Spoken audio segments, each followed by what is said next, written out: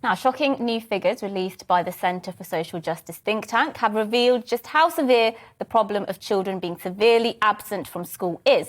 Last year, the organisation revealed that when schools reopened in autumn 2020 following lockdown, the number of pupils who were missing most school days was 93,500.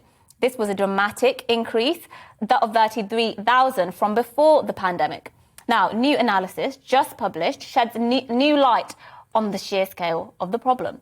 It finds that when schools reopened in autumn 2020, in half of all local authorities, at least 500 children were missing more school than they were attending. Over 700 schools were missing an entire class worth of children, and the most disadvantaged schools were 10 times as likely to have a class worth of children missing than the most affluent schools. So much for levelling up.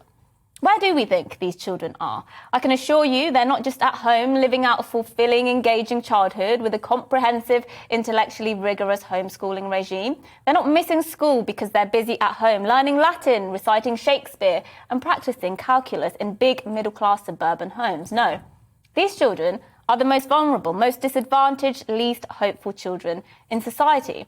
They're most likely children with poor parents, struggling parents, some of whom are undoubtedly being out and out neglectful. Some of these children are definitely living a life of terror, caught in the midst of domestic abuse.